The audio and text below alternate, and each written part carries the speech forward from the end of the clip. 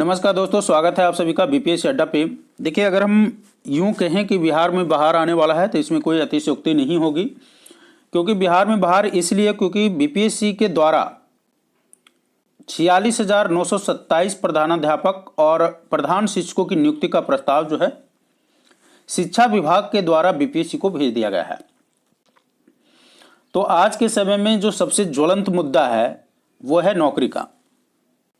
तो अगर आपको नया साल की शुरुआत हो और उसमें आपको एक सामने लक्ष्य दिख जाए तो इससे बड़ी बात और क्या हो सकती है।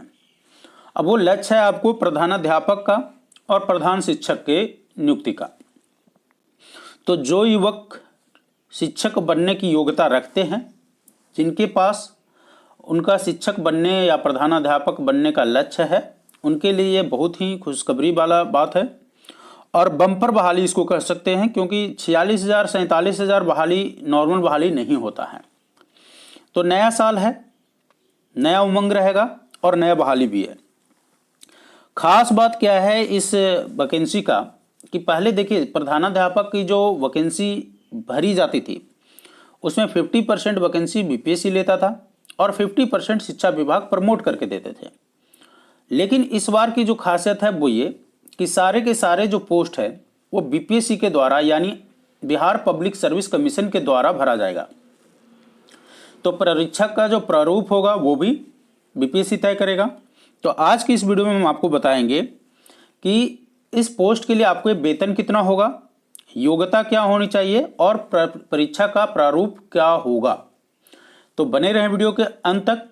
और अगर आपको थोड़ा सा भी लगे कि ये जो वीडियो था आपके लिए जानकारीप्रद था यानी आपको लिए फ्रूटफुल था, तो वीडियो को लाइक और अपने दोस्तों को भी शेयर जरूर कीजिएगा। तो आइए चर्चा करते हैं कि क्या है पूरा मामला। देखिए, सबसे पहले तो 46,927 जो है प्रधानाध्यापक और प्रधान शिक्षक दोनों को मिला करके ये जो पोस्ट है, प्रधान शिक्षक और प्रधानाध्यापक दोनों को मिला करके 46,927 पोस्ट है। ये बढ़ भी सकता है। ये वर्तमान में शिक्षा विभाग के द्वारा वैकेंसी भेजा गया है और बीपीएससी को ये वैकेंसी जो है एग्जाम लेने के लिए भेज दिया गया है प्रस्ताव। ठीक है, तो ये शिक्षा मंत्री हैं बिहार के विजय कुमार चौधरी जी। इन्होंने प्रस्ताव BPSC Bihar public service commission को भेज दिया है। अब बात ये रही कि अगर परीक्षा बीपीएससी लेगा तो ठीक है, लेकिन आपको क्वालिफिकेशन यानी योग्यता क्या होनी चाहिए, कितने अंकों का परीक्षा होगा और उस परीक्षा में क्या क्या पूछा जाएगा, इस पर चर्चा करने से पहले आप ये जानना चाहेंगे कि सैलरी क्या होगा, क्योंकि सबसे बड़ा मुद्दा होता है वेतन का। तो आइए सबसे पहले हम वेतन की चर्चा कर लेते हैं। देखिए, जो प्रधानाध्यापक का जो सैलरी है उसमें 35,000 मूल वेतन रखा गया है। मूल वेतन कहने का मतलब होता है बेसिक पेमेंट आपका। अब उस बेसिक पेमेंट पर अगर आप डीए और उसके अलावे अन्य भत्ता को शामिल कीजिएगा तो लगभग आपका वेतन 50,000 से ऊपर हो जाएगा। ठीक है, तो ये तो रहा वेतन की बातें कि प्रधानाध्यापक को जो वेतन है वो 50,000। उसी के आसपास जो प्रधान शिक्षक होंगे लगभग 40,000 के आसपास उनका भी वेतन होगा। तो 40 से 42,000 रुपया प्रधान शिक्षक का और 50,000 से थोड़ा ऊपर प्रधानाध्यापक का वेतन होगा। तो ये अच्छा सैलरी है। और अगर हम इसकी परीक्षा के मापदंडों की बात करें तो जैसा कि हमने पहले डिस्कस किया कि परीक्षा जो है आपका वो बीपीएससी के द्वारा लिया जाएगा। अब बीपीएससी के द्वारा जब परीक्षा लिया जाएगा तो एक चीज़ ध्यान दीजिएगा कि जो दोनों पदों के लिए परीक्षा एक ही परीक्षा नहीं होगा, दोनों पदों के लिए अलग अलग परीक्षा होगा। तो अलग अलग परीक्षा होगा तो क्वालिफिकेशन भी अलग अलग चाहिए और अलग अलग मार्क्स भी चाहिए। तो देखिए 150-50, ठीक है, 150 अंकों का एक पेपर होगा। तो 150 टोटल एक ही पेपर होगा, दोनों पोस्ट के लिए अलग अलग हो गया। तो 150-50 अंकों का परीक्षा लिया जाएगा और परीक्षा का जो प्रारूप होगा, पैटर्न होगा, वो क्या होगा, एमसीक्यू होगा यानी ऑब्जेक्टिव होगा। और उस ऑब्जेक्टिव में 100 अंक तो आपके हो जाएंगे जनरल नॉलेज का, जीके का होगा और प्लस टोटल 150 को अगर डिवाइड कीजिएगा तो 150 बटेगा 2 भागों में।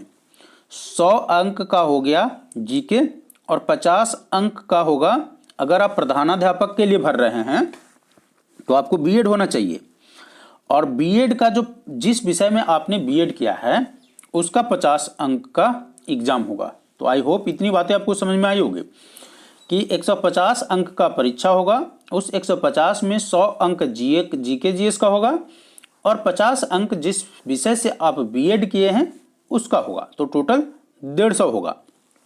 उसी अनुसार प्रधान शिक्षक के लिए अगर आप बहाली लेते हैं, यानी आपने फॉर्म भरा है प्रधान शिक्षक के लिए, तो सेम पैटर्न में 100 नंबर का आपका क्या होगा, जीके होगा, और उसके लिए क्वालिफिकेशन क्या होना चाहिए, डीएलएड होना चाहिए। ठीक है, तो डीएलएड होना चाहिए, तो डीएलएड का 50 अंक हो गया, तो डीएलएड का 50 अंक और 100 अंक किसका, जीके का, तो कुल मिलाकर कितना हो गया, 150। लेकिन बात यहीं खत्म नहीं होती है, ध्यान रखिएगा, जब आयोग परीक्षा लेगा तो कुछ ना कुछ तो अलग होगा। इस बार नेगेटिव मार्किंग भी है, तो पहले परीक्षा जो हो रहा था उसमें नेगेटिव मार्किंग नहीं था, धड़ल्ले से आप मल्टीपल चॉइस क्वेश्चंस आप मार के आ रहे थे, है ना। लेकिन एक बात ध्यान दीजिएगा कि इस बार नेगेटिव मार्किंग का भी प्रावधान किया हुआ है। इसमें अगर आपका एक क्वेश्चन गलत होता है तो 0.25 अंक कट जाएंगे। तो 0.25 कहने का मतलब ये हुआ कि 2 नंबर तो कटा ही। अगर आपको मान लेते हैं, एक आपको बात के मतलब कि एक प्रश्न पर अगर यहां पर चलिए 150 है तो 1 नंबर तो कट गया, है ना। 1 नंबर के अलावे आपका 2.5 और कटेगा, ये तो खत्म ही हो गया, आपका गलत ही हो गया, और 0.25 ऊपर से एडिशनल। तो एक क्वेश्चन अगर गलत करते हैं तो आप 1.25 अंक कह सकते हैं कि इस तरह से आपका कट जाएगा। ठीक है, तो नेगेटिव मार्किंग है, ध्यान रखिएगा। परीक्षा जो है 2 घंटे का होगा, तो ये हमने पहले ही बता दिया था कि पहले जो है परीक्षा बीपीएससी और शिक्षा विभाग दोनों मिलकर तय करती थी कि उसको 50% प्रमोशन से और 50% बीपीएससी के द्वारा, लेकिन अब परीक्षा का ये प्रारूप होगा। तो आई होप आपको वेतन, सिलेबस और योग्यता तीनों बातें समझ में आई होगी। अगर आपको अभी भी कोई कन्फ्यूजन लगता है तो आप अपना डॉट कमेंट सेक्शन में मुझे लिखकर भेज सकते हैं, मैं आपको जरूर रिप्लाई करूंगा। तो आई होप ये जो सेशन था आपके लिए फ्रूटफुल रहा होगा। वीडियो को लाइक और शेयर जरूर कीजिएगा। धन्यवाद।